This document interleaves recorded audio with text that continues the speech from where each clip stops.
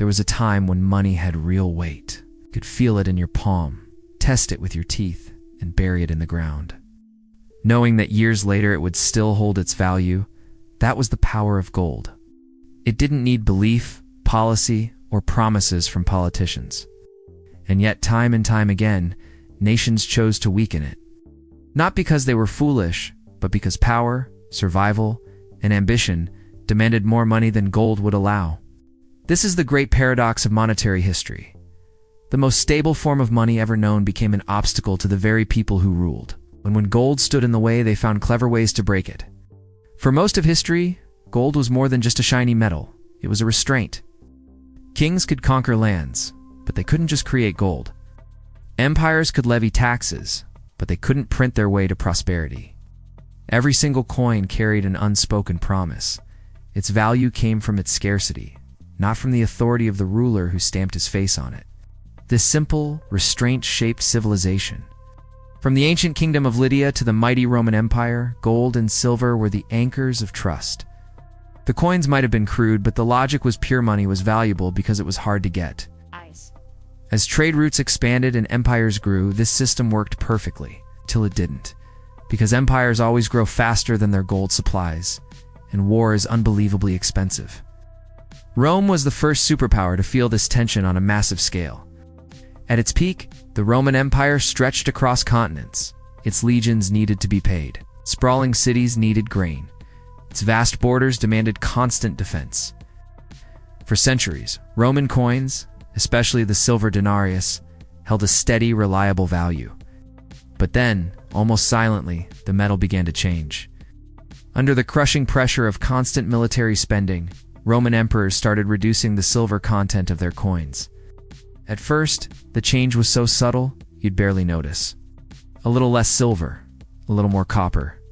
The public went on as usual. The empire's accountants definitely noticed. Now, more coins could be minted from the same amount of silver. Salaries could be paid. Wars could be funded. The illusion of stability was maintained for a while. Over generations, this debasement picked up speed. By the 3rd century, what were once silver coins contained only a tiny trace of precious metal, and the consequences were devastating.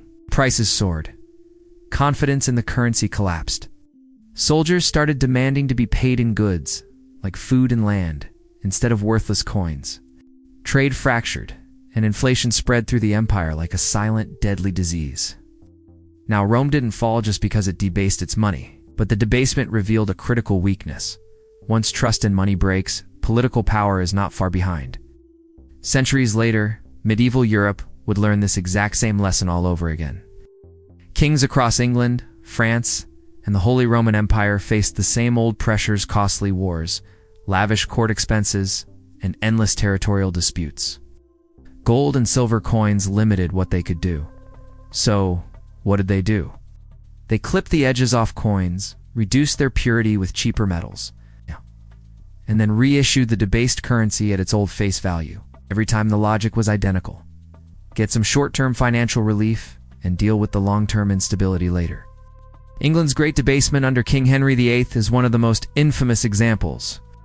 Facing huge military costs and declining tax revenues, the crown dramatically slashed the silver content in its coins. They looked the same, but if you dropped one, it made a dull thud instead of a clear ring. People noticed. Prices surged, but wages didn't keep up. Trust in the monarchy eroded. The king got the money he needed for his wars, but the English economy paid a heavy price for decades to come. And here's the thing. Debasement was never advertised as a brilliant new policy.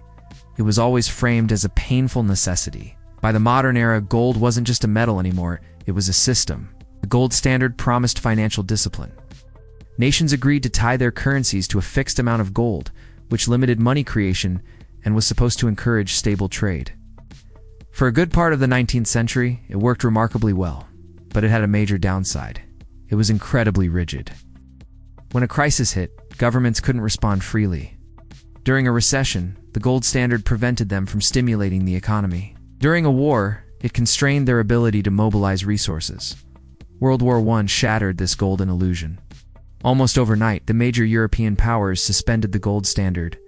War demanded resources on a scale that gold simply could not support. Paper money flooded their economies. Government debt exploded. Predictable as ever, inflation followed. After the war, there were attempts to go back to the old gold standard, but they all failed. The world had changed. Economies were bigger, faster, and more interconnected than ever before. Gold had gone from being a stabilizer to a bottleneck. Then came the Great Depression. As economies around the world collapsed, the gold standard went from being a guardian of value to an executioner. Central banks could unexpand the money supply to fight the downturn because they didn't have enough gold to back it. Deflation got worse. Unemployment soared. It was a vicious cycle. In the United States, President Franklin D. Roosevelt made a radical choice. In 1933, his administration ordered all Americans to surrender their private gold to the government. The dollar was officially devalued, and its connection to gold was weakened overnight. It was debasement by presidential decree. And, at least economically, it worked. Cash flowed back into the system. Prices stabilized. The economy started to grow again. But something fundamental had changed. For the first time, trust had decisively shifted from a hard metal to the promises of the state. The final definitive break came in 1971. Under the post-World War II Bretton Woods system, the US dollar was pegged to gold, and all other major currencies were pegged to the dollar. On paper, gold was still the anchor of the entire global financial system. But in reality, it wasn't. America was running massive deficits to pay for the Vietnam War and new social programs. Foreign governments, holding mountains of US dollars, started getting nervous and began demanding gold in exchange for their paper. The problem was the US didn't have enough gold to pay them all. So on August 15, 1971, President Richard Nixon went on television and announced he was closing the gold window. The US dollar would no longer be convertible into gold.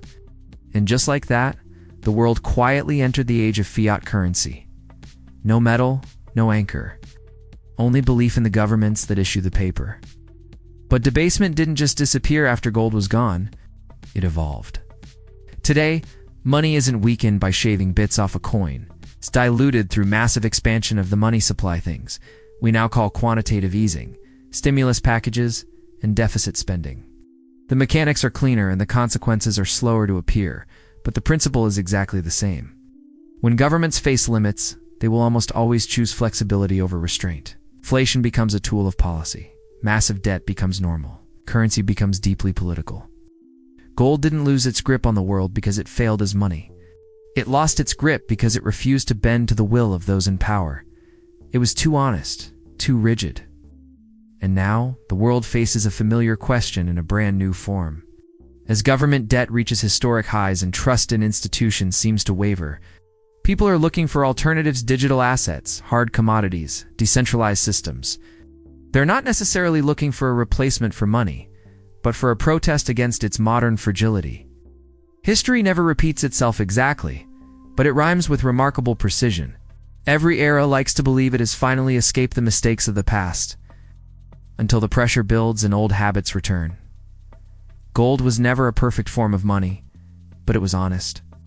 And when nations chose to debase it, they weren't just rejecting a metal, they were choosing power over discipline. And that single choice still defines the world we live in today. Thanks for watching. If you found this look at history interesting, make sure to like, subscribe, and hit the bell so you don't miss our next video.